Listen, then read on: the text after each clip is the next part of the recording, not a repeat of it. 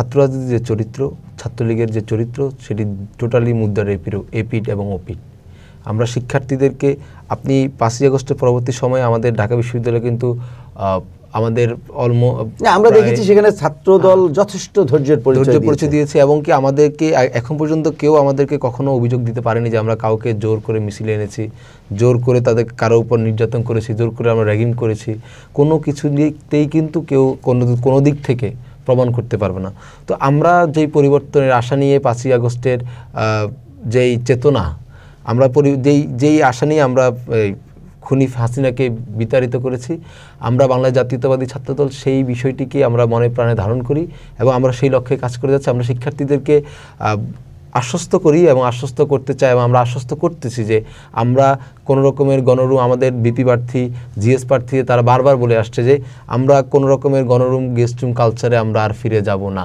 আমরা বলেছি যে এই ঢাকা বিশ্ববিদ্যালয় এবং বাংলাদেশের প্রত্যেকটি ক্যাম্পাসে বাংলাদেশ জাতীয়তাবাদী ছাত্রদল গেস্ট রুম, গণরুমের কবর রচনা করবে, এবং সেই লক্ষ্যে আমরা আসলে কাজ করছি।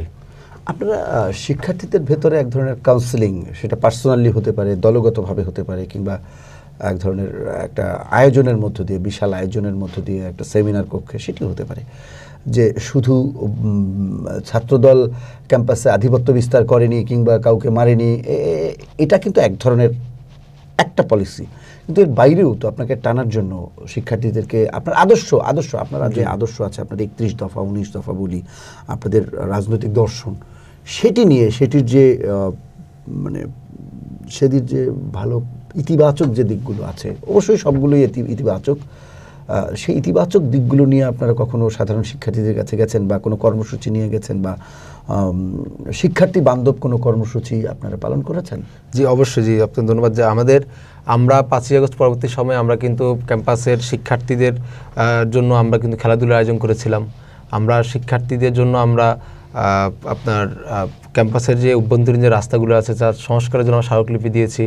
আমরা খাবারের মান বৃদ্ধির জন্য স্মারকলিপি দিয়েছি। আমরা বিশ্ববিদ্যালয়ের বিভিন্ন হলগুলোতে আমরা যাতে শিক্ষার্থীদের সুবিধা হয় এবং যাতে শিক্ষার্থীদের খাবার মান উন্নত হয় সেই লক্ষ্যে কিন্তু আমরা কাজ করেছি। এবং আমরা সবসময় যেই জিনিসটি আমরা